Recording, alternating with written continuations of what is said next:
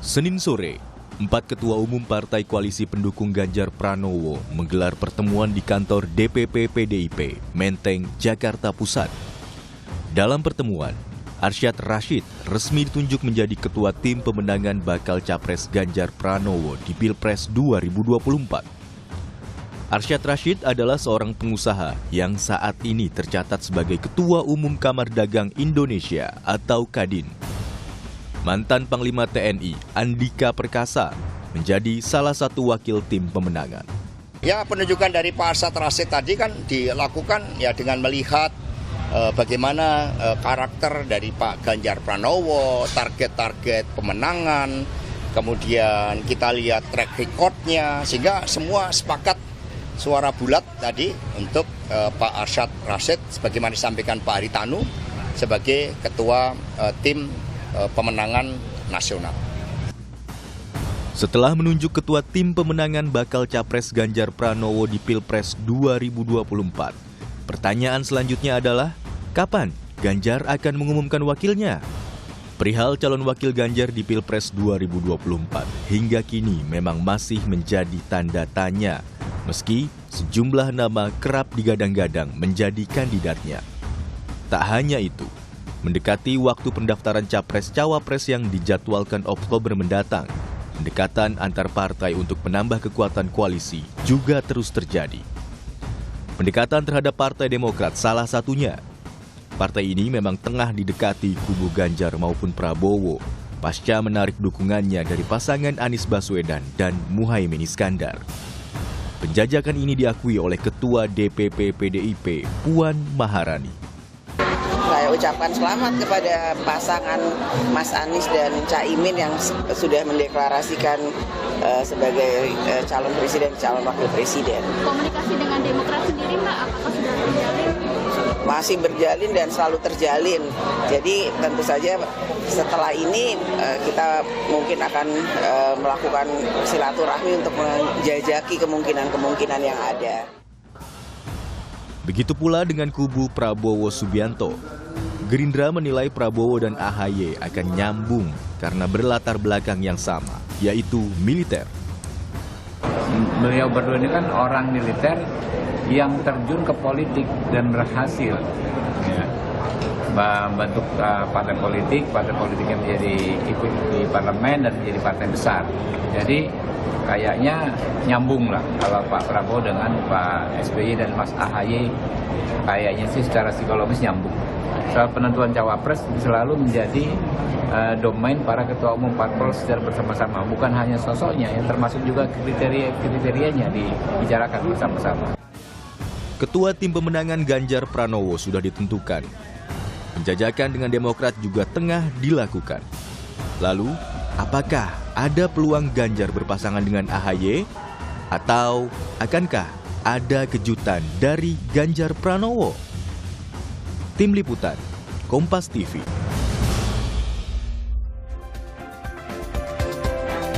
Saudara, Partai Koalisi Pendukung Ganjar Pranowo resmi menunjuk Ketua Umum Kadin Arsyad Rashid menjadi Ketua Tim Pemenangan bakal Capres Ganjar Pranowo di Pilpres 2024. Tidak hanya itu, mantan Panglima TNI Andika Perkasa juga dipilih jadi salah satu wakil tim pemenangan. Apakah ini pertanda Ganjar Pranowo akan segera mengumumkan wakilnya di Pilpres tahun depan? Kita akan bahas soal ini termasuk dengan kemungkinan peta dukungan politik terkini. Ada sejumlah narasumber di pagi hari ini, ada Ketua DPP PDI Perjuangan Andreas Hugo Pareira dan juga ada Ketua DPP P3 Ahmad Baidowi serta ada pengamat politik sekaligus Direktur Eksekutif Parameter Politik Indonesia Adi Prayitno. Selamat pagi Bapak-Bapak. Pagi. Selamat pagi. Waalaikumsalam warahmatullahi wabarakatuh. Selamat pagi. Salam. Saya langsung ke Bung Andreas dulu. Bung Andreas, semalam kan koalisi pengusung Ganjar Pranowo ini bertemu dan hasilnya adalah menunjuk secara resmi Ketua Pemenangan Ganjar Pranowo ini adalah Ketua Umum Kadin yakni Arsyad Rashid. Apa yang menjadi pertimbangannya? Kan kita tahu Pak Arsyad Rashid ini backgroundnya pengusaha. Ya, tentu punya pertimbangan-pertimbangan khusus, ada pertimbangan-pertimbangan yang sifatnya umum dalam arti bahwa chemistry antara tim pemenangan, sini tim pemenangan nasional dengan calon calon presidennya ya. Dan kemudian ya tentu ke depan dengan calon wakil presiden, tentu artinya pasangan yang akan berkontestasi nanti yang didukung oleh partai-partai.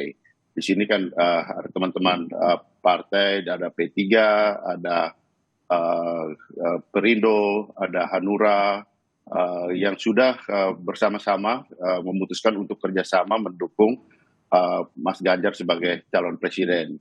Nah, kita mulai dengan memperkuat konsolidasi ini, memperkuat kerjasama yang dibangun untuk mendukung Mas Ganjar. Di sini tentu pembicaraan antara partai penting, juga nanti di dalam tim ini kan di sini di samping Pak Arsyad Rashid sebagai ketua, ada wakil ketua dari unsur Purnawirawan TNI, Polri, juga Parpol, terus kemudian tokoh masyarakat, ada relawan, juga para sekretaris dan wakil sekretaris dari tim pemenangan ini akan diputuskan secara bersama gitu.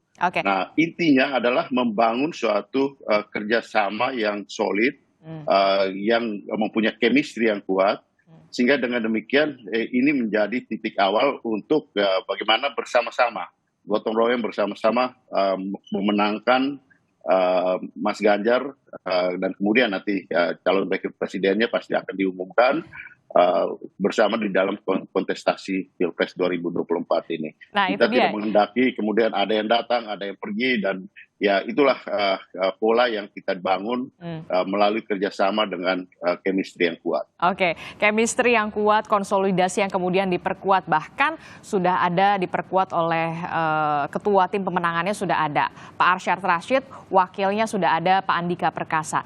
Nah, berbicara tadi saya sudah mau menanyakan nih, ketua tim pemenangannya sudah dipilih nih, lalu biasanya sudah mulai dekat nih pengumuman wakil dari Pak Ganjar.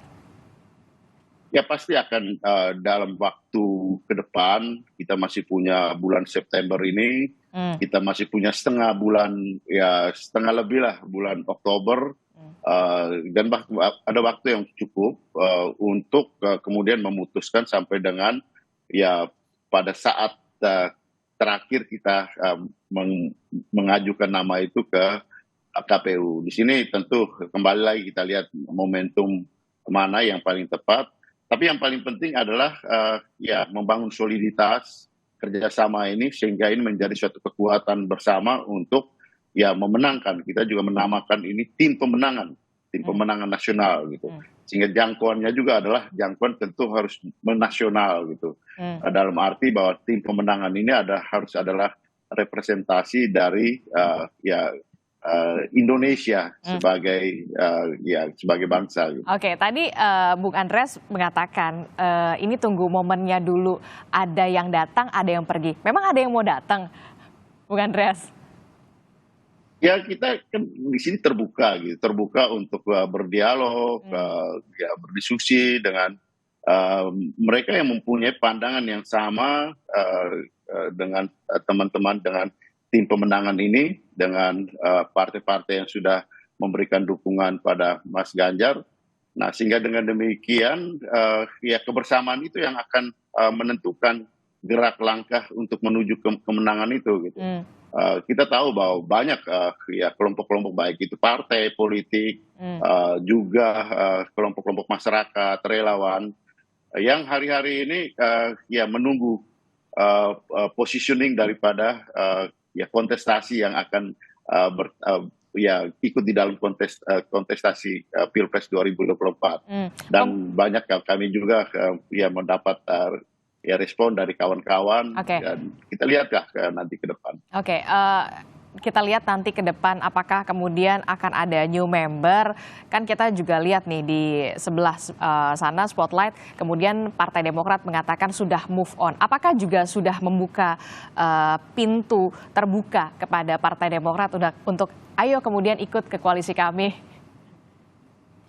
Ya, dengan teman-teman Demokrat kan sebelum-sebelumnya juga kita selalu punya komunikasi, baik itu secara formal atau ya juga pertemuan yang terbuka di ruang publik seperti apa yang sudah kita saksikan, bagaimana Mbak Puan bertemu dengan Mas Ahaye, kemudian diskusi-diskusi itu di antara teman-teman ya partai yang di DPR maupun di luar itu. Nah, sehingga sebenarnya hubungan antar partai ini sangat sangat cair dan terbuka.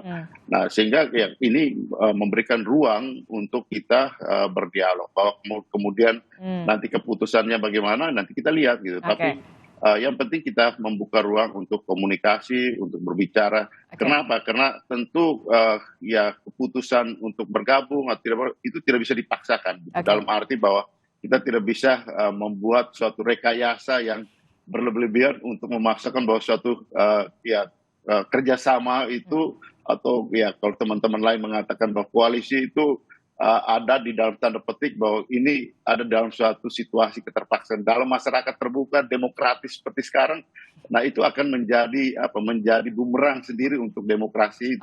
Jadi jangan sampai kawin paksa begitu ya, Bung Andreas ya. Betul, saya kawin paksa pasti tidak akan langgeng. Saya langsung ke Pak Ahmad Baidowi. Pak Ahmad Baidowi, ini gimana nih? Terbuka, PDI Perjuangan terbuka membuka ruang diskusi bagi partai politik mana saja. Kalau seandainya ini Partai Demokrat kemudian ikut bergabung, seperti apa? Approve kah? Ya bergabung aja, ya kita terbuka kan dengan masuknya partai politik. Tapi itu tadi, karena kita kerjasama politik dengan PDI Perjuangan didasarkan pada kesamaan visi dan juga ada kebutuhan bersama, ya tinggal datang aja baik-baik kalau memang mau bergabung. Toh komunikasi juga berjalan dengan lancar dengan teman-teman Partai Demokrat, khususnya kami di fraksi di DPR ya sering berkomunikasi. Tapi sekali lagi itu haknya Partai Demokrat mau bergabung dengan koalisinya yang mendukung Pak Ganjar atau bergabung dengan yang sebelah atau kembali lagi ke yang lama, yaitu semua hanya Partai Demokrat gitu. Kita nggak pernah memaksa gitu.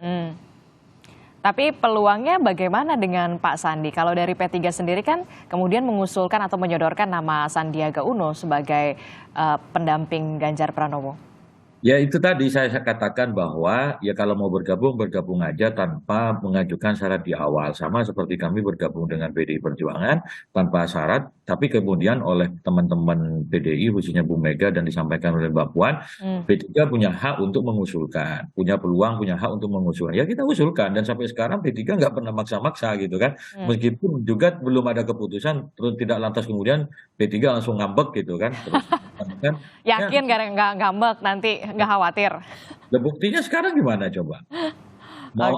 Setelah P3 gabung ada Perindo membawa TGB-nya, terus kemudian membawa siapa, kan fine-fine aja. Karena kan koalisi kita ini tujuannya nanti bagaimana memenangkan kontestasi. Tentu dinamika politik itu selalu dibaca, selalu diukur. Misalkan kemarin ketum-ketum partai sepakat menunjuk Pak Arsyad Rashid sebagai BPN. Kan kalau kita menekankan ego harusnya kan dari partai koalisi, tapi kan enggak.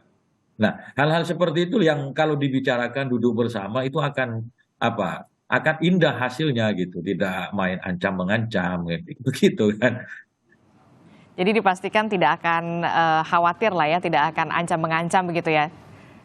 Ya kalau mana buktinya kan begitu. Sama dulu ketika misalkan teman-teman media menggiring Cak Imin mau bergabung terus minta wapres loh. Ya silakan aja kalau mau bergabung dulu baru bicara soal cawapresnya siapa. Bukan belum bergabung sudah bicara cawapres. Sama kayak yang sekarang Demokrat misalkan belum bergabung sudah ini capresnya ini, cawapresnya inilah. Ya gimana bergabung aja belum kok sudah minta yang macam-macam kayak gitu. Jadi apakah itu sikap Demokrat beneran atau framing dari media saya nggak tahu gitu. Jadi nggak apa-apa, yang penting gabung aja dulu, jangan langsung mengajukan syarat begitu ya. Ya memang begitulah, kita kan ingin duduk bersama, bermusyawarah, menentukan siapa, peluang menangnya bagaimana, terus kekurangannya seperti apa, terus menambal kekuatannya di mana, itu kan penting untuk dibicarakan duduk bersama satu sama lain. Saya langsung ke Mas Adi Prayitno. Mas Adi, gimana nih melihatnya? Kemudian Partai Demokrat sudah mengatakan sudah move on. Dan Bung Andreas juga tadi menyebut kita terbuka ruang diskusi. ke semua partai politik. Anda melihatnya seperti apa, Mas Adi? Mas Adi, masih di mute? Bisa di... Oh ya, oke. Saya kira Partai Demokrat itu akan terus membuka begitu banyak opsi-opsi politik ya terkait dengan Pilpres. Yang paling realistis tentu memilih salah satu kandidasi yang sudah mulai bermunculan, bergabung dengan Ganjar misalnya, bergabung dengan Prabowo, karena tidak mungkin kembali bergabung dengan Anies Baswedan. Atau dengan opsi yang ketiga yang belakangan itu begitu keras berhembus ya. Cuma opsi soal poros baru ini rasa-rasanya agak sulit ya. Argumennya dua hal. Pertama, P3 itu sampai saat ini menyatakan istiqomah dan konsisten menjadi bagian dari koalisi dengan PDIP yang mengusung Ganjar Pranowo. Di situ saja sudah agak rumit. Apalagi pada saat yang bersamaan sampai hari ini PKS itu terus menyatakan tegak lurus bersama Anies Baswedan. Sekalipun misalnya tidak terlampau happy dengan Anies yang memilih Muhaimin sebagai wakilnya. Oleh karena itu Demokrat mungkin saat ini menjadi satu-satunya partai politik yang jomblo, tidak punya partner dalam koalisi. Dalam konteks itu saja sebenarnya soal poros yang keempat agak rumit. Argumen yang kedua, poros yang baru ini kan seakan-akan mencoba untuk menduetkan antara Sandiaga Uno dengan AHY. Sorry itu harus saya katakan, Sandiaga Uno ini kan soal elektabilitasnya agak sedikit jauh jika dibanding-bandingkan dengan Ganjar, Prabowo Subianto, dan Anies Baswedan. Itu yang sepertinya kalaupun toh ada poros keempat, untuk kompetitif bersaing dengan poros-poros yang lain, itu agak rumit. Oleh karena itu, saya selalu mengatakan Demokrat itu opsinya cuma dua, bersama Prabowo Subianto atau dengan Ganjar Pranowo. Kalau dengan Prabowo itu kan ada bangunan historisnya. Karena Demokrat sejak 2014, 2019, dan 2024 kemungkinan bisa berkoalisi. Apalagi misalnya elektabilitas Prabowo saat ini relatif agak sedikit kuat. Tapi ingat, potensial Demokrat itu dia akan bereuni dengan Anas Urbaningrum, mantan ketua Demokrat, yang saat ini adalah ketua umum PKN yang sangat mungkin akan juga berkoalisi dengan Prabowo. Di kesempatan misalnya kan Anas Urbaningrum hadir dalam deklarasi-deklarasi dukungannya terhadap Prabowo Subianto. Apa mungkin Demokrat akan satu kolam gitu ya dengan Anas Urbaningrum yang kita tahu persis gitu memiliki jarak psikologis yang agak susah untuk dibahas. Nah, yang kedua mungkin Demokrat itu cukup rasional jika menjajaki soal kemungkinan islah politik ya dengan PDIP, karena apapun judulnya Demokrat ini kan punya tautan psikologi politik yang agak berjarak. Tawaran dari Puan Maharani dan PDIP yang membuka komunikasi politik beberapa waktu yang lalu itu mestinya diseriusi oleh Partai Demokrat, apalagi yang datang itu adalah Puan Maharani yang kita tahu adalah replika politik dari PDIP. Ini yang saya kira kerjasama mantan kedua anak presiden sangat mungkin akan bisa mempertemukan Partai Demokrat dan PDIP ke depan. Saya selalu mengatakan kepada Partai Demokrat, berkoalisilah dengan poros politik yang memungkinkan memenangkan pertarungan di 2024, terutama ini menyelamatkan Demokrat, yang kedua menyelamatkan karir politik AHY. Karena kalau Demokrat tidak bergabung dengan yang menang, bisa dipastikan 2009 AHY akan dilupakan sebagai figur yang sangat layak untuk dibicarakan dalam Pilpres. Saya kira itu Mbak posisinya. Oke, Mas Adi, kalau kita berbicara soal tim pemenangan, ini kan biasanya deklarasi dulu seperti koalisi sebelah begitu, deklarasi dulu. Nah, ini kemudian justru koalisi pengusung Ganjar Pranowo memilih untuk menunjuk secara resmi ketua tim pemenangannya dulu. Apakah melihat sebentar lagi nih akan ada deklarasi? Ya, saya kira dua hal yang berbeda. Kalau tim pemenangan ini kan sebenarnya ingin mengorkestrasi dan mengonsolidasi kekuatan-kekuatan politik pendukungnya Ganjar Pranowo. Jadi pendukungnya banyak, ada variabel partai, ada relawan, ada tim sukses, dan seterusnya.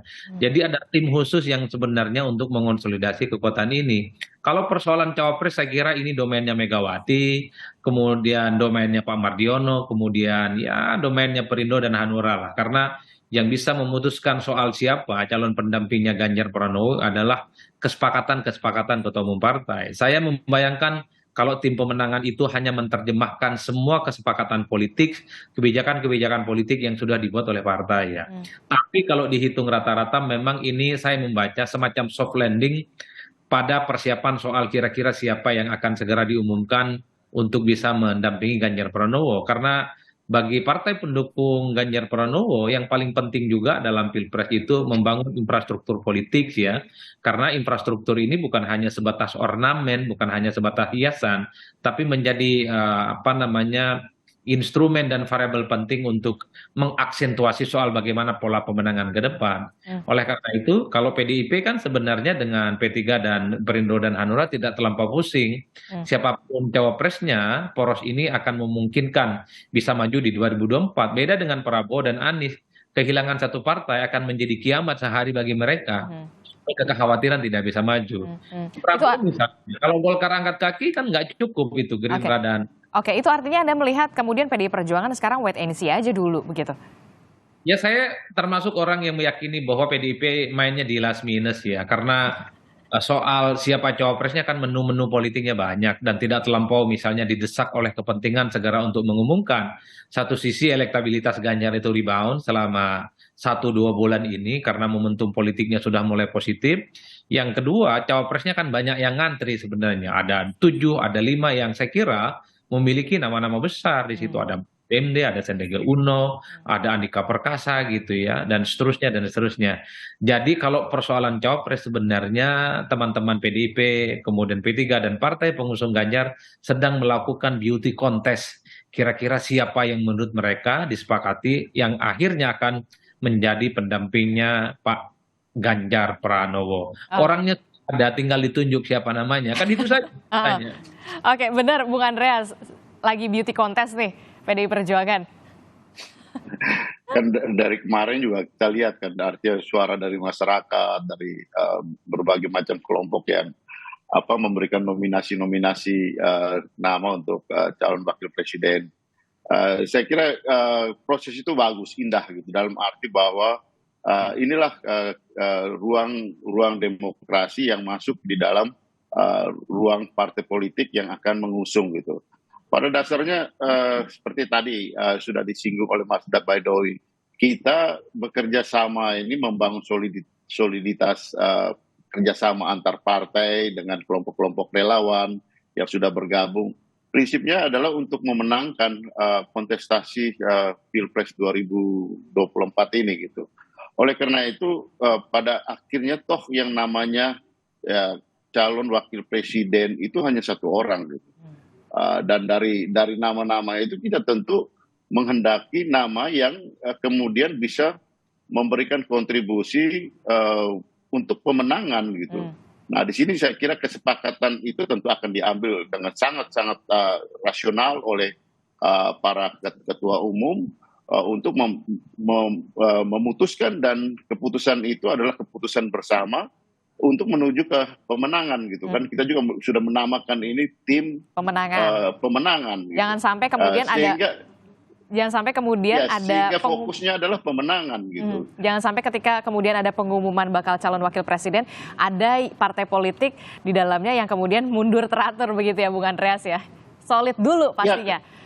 Iya itu tadi kembali juga apa yang disampaikan oleh Mas Adi tadi gitu. Di sini yang kita lakukan adalah para ketua umum ini kan berbicara untuk membangun infrastruktur. Dengan infrastruktur yang kuat, infrastruktur pemenangan yang kuat ini siapa yang ada di atas itu akan menjadi akselerasi di atas infrastruktur yang kuat ini kita berjalan untuk memenangkan pasangan ini gitu. Jadi landasan-landasan itu harus diperkuat dulu gitu. Oke, soliditas di akarnya dulu harus diperkuat dulu ya. Harus satu sama suara dulu ya. Begitu ya Bung Andreas. Lalu bagaimana? Dan itu dilihat oleh masyarakat gitu, dilihat oleh publik bahwa bagaimana pola yang dibangun oleh partai-partai yang mendukung Mas Ganjar ini gitu. Di sini kan kelihatan bagaimana bagaimana model kerjasama yang dibangun. Dan itu merupakan garansi integritas, soliditas yang dibangun oleh partai-partai ini. Gitu. Oke, lalu pertanyaan selanjutnya, bagaimana dengan peluang dari Sandiaga Uno dan juga AHY untuk menjadi bakal calon wakil presiden ya, mendampingi Ganjar Pranowo? Kita akan bahas usai jeda, tetaplah bersama kami di Sapa Indonesia Pagi. Sapa Indonesia Pagi masih bersama Anda dan melanjutkan dialog kita di pagi hari ini. Sudah ada Mas Adi Prayitno, Bung Andreas, dan juga ada Mas Ahmad Baidowi. Saya langsung ke Mas Adi. Mas Adi, bagaimana kemudian Anda melihat peluang AHY Sandiaga Uno? Tapi juga kita tidak lupa, di media sosial ini ada nama yang kemudian digadang-gadang juga nih, diojok-ojokin gitu ya. Istilahnya ada Pak Ridwan Kamil. Anda melihatnya bagaimana? Ya, saya pertama menggunakan variabel statistik ya. Kalau kita bicara tentang angka-angka, maka nama seperti Ridwan Kamil, Sandiaga Uno, dan AHY memang masuk ya. Karena memang tiga orang ini selalu memenuhi spotlight soal cawapres potensial dan cawapres favorit. Per hari ini misalnya elektabilitas Sandi itu kan kuat. Kemudian disusul oleh Ridwan Kamil juga kuat dan AHY ya. Itu angka statistik. Tapi kita jangan lupa harus bicara tentang hal yang sifatnya politik. Kalau bicara yang sangat politis, maka Ridwan Kamil agak sulit dan AHY karena kedua partai ini kan tidak menjadi bagian dari koalisinya Ganjar Pranowo. Apapun judulnya, Golkar hari ini adalah partai politik yang bersama dengan Prabowo Subianto yang juga mengupayakan supaya Erlangga Hartarto terus dipinang sebagai pendampingnya. AHY secara politik saat ini sedang jomblo, tidak punya poros politik yang menurut saya bukan hanya tidak elok dan sangat tidak mungkin untuk disorongkan untuk bisa mendampingi Ganjar Pranowo. Satu-satunya yang agak sedikit rasional adalah Sandiaga Uno, mengingat Sandi itu saat ini adalah Bapilu P3 yang kemudian saya kira penetrasi politiknya sejak awal sudah lama dengan PDIP mengusung Ganjar. Apalagi misalnya Sandi ini punya elektabilitas yang saya kira memang kalau kita membaca angka-angka statistik, kalau disimulasikan Ganjar Sandi, relatif cukup kuat dan kompetitif ya jika dihadap-hadapkan dengan calon-calon yang lain. Jadi kalau dihitung rata-rata ya tentu Sandilah yang agak rasional dari segi elektabilitas, dari segi politik ya. Tapi satu hal, persoalan pendamping Ganjar ini kan melampaui itu semua. Yang bisa menentukan segala-galanya adalah Megawati Soekarno Putri tentu berkonsultasi dengan partai-partai pengusungnya, dengan Pak Mardiono, dengan Pak Oso, dan Pak Haritano. Kan itu yang kemudian bisa menentukan siapa secara definitif yang akan berdampingan dengan Ganjar didaftarkan ke KPU, bukan yang lainnya. Saya kira di situ poin saya. Oke, Mas Baidowi, yang paling rasional saat ini adalah Mas Sandi. Kalau Mas Baidowi sendiri seperti apa menanggapinya? Harapan kami sebagai partai politik, ya ada kader partai yang bisa berangkat sebagai calon wakil presiden mendampingi Pak Ganjar sebagaimana keputusan Rapimnas 6 P3.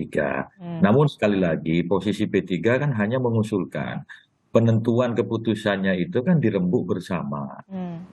Kemarin yang dirembuk adalah terkait dengan tim pemenangan nasional, belum bicara terkait dengan figur siapa. Yang baru dibicarakan mungkin hanya kriteria-kriteria. Kalau kriteria kan sudah lama dibicarakan, tetapi kriteria Mas Sandi masuk nggak sih kira-kira?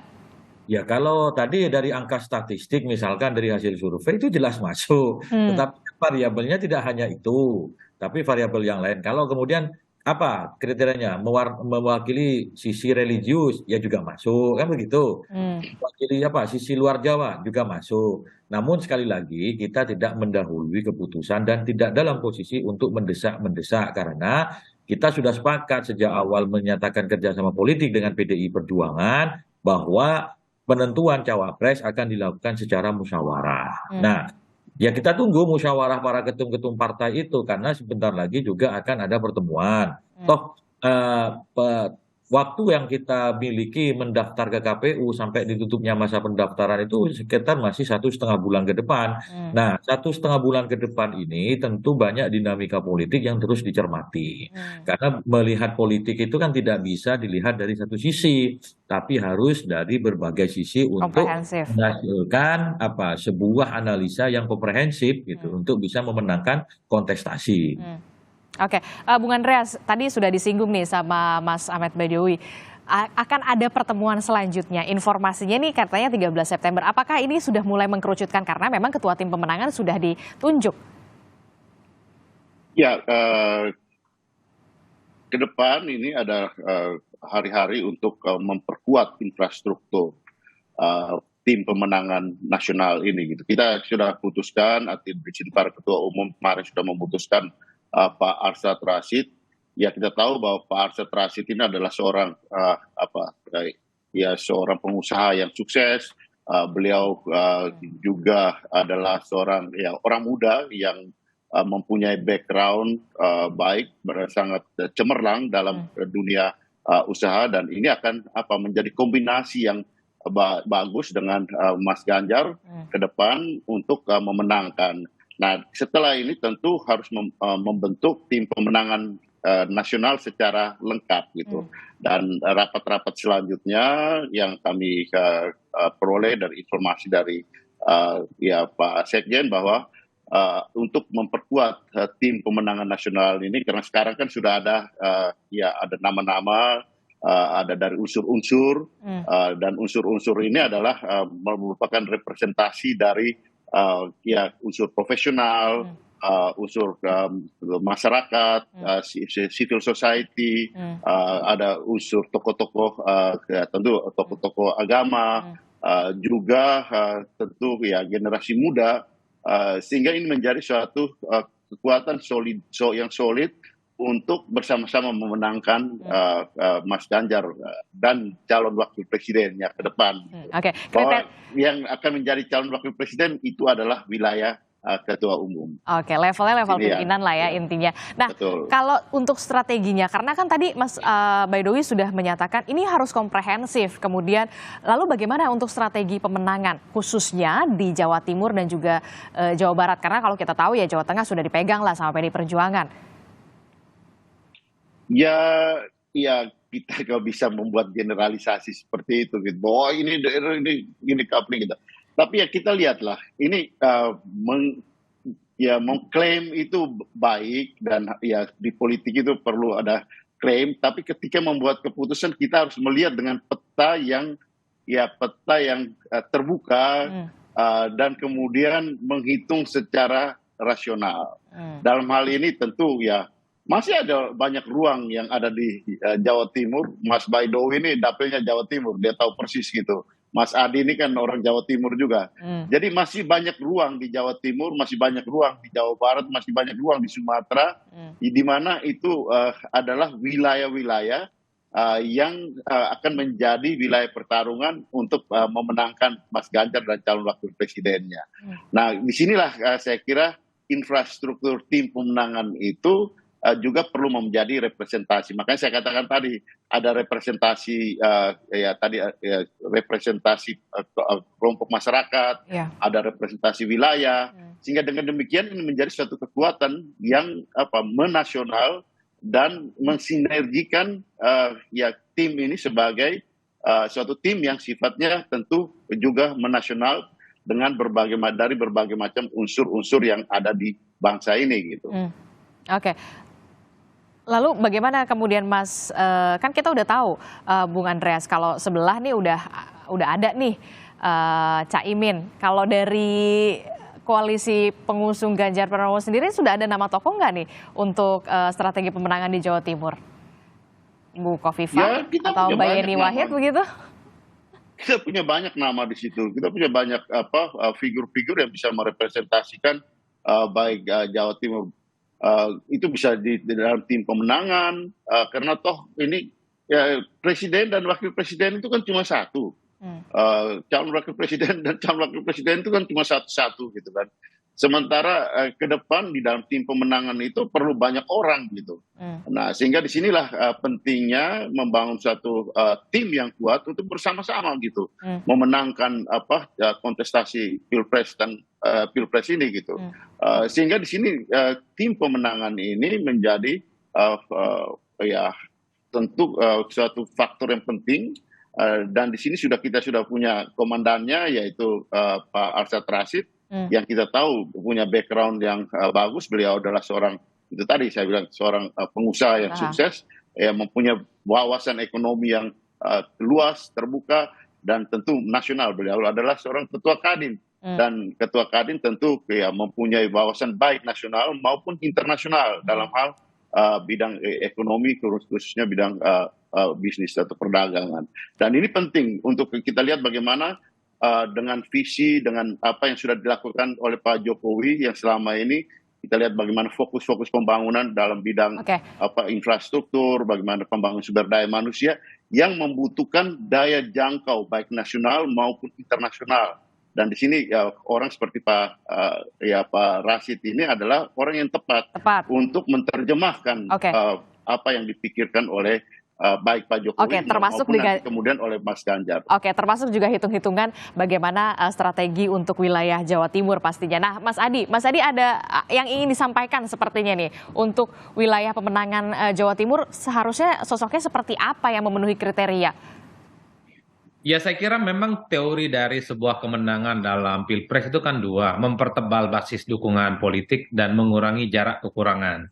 Kalau kita membaca angka-angka statistik di Jawa Timur, ini kan Ganjar Pranowo kuat secara signifikan. Satu-satunya cara di Jawa Timur itu adalah menebalkan kemenangan dari yang lainnya. Sambil yang kedua tadi mengurangi disparitas atau jarak kekalahan di tempat yang lain. Misalnya Ganjar itu masih belum kompetitif di Jakarta, misalnya di Banten, dan kemudian ada Jawa Barat. Nah, itu salah satu kunci bagaimana memenangkan pertarungan ini umum. Kalau misalnya saat ini Ganjar kalahnya sampai 10% di Jawa Barat misalnya, di Jakarta dan Banten, bagaimana mungkin misalnya ke depan bagaimanapun caranya ada upaya-upaya supaya kalahnya itu tidak sampai 10%, tapi bisa dikurangi jadi 2% atau 3%. Nggak harus menang, tapi minimal sisanya nggak terlampau signifikan. Masih ada waktu yang saya kira terpaut, kurang lebih 7 bulan untuk melakukan kerja-kerja politik, apalagi per hari ini misalnya Ganjar Pranowo dan gubernur-gubernur lain di seluruh Indonesia akan mengakhiri jabatan politiknya yang saya kira lebih memungkinkan untuk melakukan akselerasi dan kerja-kerja politik. Ganjar itu kan popularitasnya baru 85%. Bisa dibayangkan kalau popularitas Ganjar itu sampai mentok seperti Prabowo, sangat mungkin ya elektabilitasnya ada kesempatan untuk naik. Kalau popularitas Ganjar misalnya sudah hampir 100% seperti Anies Baswedan, bukan tidak mungkin harapan untuk terus menambah elektabilitasnya itu akan terus terjadi ya. Saya kira di situ sih sebenarnya kalau strategi dalam bagaimana memenangkan pertarungan politik yang saya teliti dan saya amati dari berbagai pertarungan politik. Jokowi misalnya 2014 itu kan kalah signifikan di Jawa Barat. Tapi di 2019 itu kekalahannya dikurangi. Kemudian 2014 dan 2019 di Banten misalnya, itu selisihnya juga dikurangi. Dulu Banten itu total anti Jokowi. 2019 Jokowi itu jarak kekalahannya semakin menipis. Ini katanya cara-cara lumrah yang bisa dilakukan untuk memenangkan pertarungan, Mbak. Saya kira di situ poinnya. Mas Capres itu adalah kunci juga. Karena menambah kekuatan politik elektoral. P3 sendiri bagaimana, Mas Ahmad Baidowi? Bagaimana kemudian strategi P3 sendiri untuk mengerek elektabilitas Ganjar Pranowo khususnya di wilayah Jawa Timur, Jawa Barat? Ya, P3 sebagai partai Islam tentu akan membawa Mas Ganjar kepada komunitas konstituen pemilih P3, yakni kalangan pondok pesantren, majelis taklim, dan juga ormas-ormas Islam. Dan itu kami lakukan kemarin ketika berkampanye untuk Pak Jokowi itu signifikan, termasuk bisa mengurangi kekurangan kekalahan Pak Jokowi di Banten dan Jawa Barat. Itu yang kami lakukan. Khusus Jawa Timur, dari berbagai angka survei, Mas Ganjar itu sudah unggul. Tinggal bagaimana kita menambah keunggulan tersebut. Terus apakah harus tokohnya di Jawa Timur? Ya tidak harus seperti itu cara menghitungnya, karena Pilpres itu bukan hanya provinsi di Jawa Timur. Pilpres itu digelar di 38 provinsi di Indonesia. Banyak cara untuk menambal kemenangan Pak Ganjar di Jawa Timur. Misalkan kami dengan caleg-caleg yang ada di PDI, lalu digabungkan PDI dengan P3 di Jawa Timur, itu luar biasa. Saya misalkan punya kekuatan di Madura, terus di situ ada juga Ketua Banggar Pak Said Abdullah. Ya, tentu mesin-mesin politik partai dan mesin-mesin caleg diarahkan untuk bisa memenangkan Pak Ganjar Pranowo, untuk menebalkan kemenangan Pak Ganjar Pranowo, semisal calon wapresnya tidak berasal dari Jawa Timur. Kalau cawapresnya dari Jawa Timur, ya dorongannya akan lebih mudah. Tapi sekali lagi kami katakan bahwa Pilpres ini tidak hanya satu provinsi. Pilpres ini dilakukan di 38 provinsi. Itu saja. Kita nantikan bagaimana kemudian tanggal 13 September infonya ada pertemuan nih. Apakah nanti ada pengumuman yang menarik dari PDI Perjuangan selain bagaimana pembentukan tim pemenangan yang kemudian komprehensif. Terima kasih Ketua DPP PDI Perjuangan Andreas Hugo Parera, dan juga ada Ketua Umum atau Ketua DPP P3 Ahmad Baidowi, dan juga pengamat politik sekaligus Direktur Eksekutif Parameter Politik Indonesia Mas Adi Prayitno telah bergabung bersama kami di Sapa Indonesia Pagi. Sehat-sehat selalu. Kita jumpa lagi nanti di kesempatan yang lain.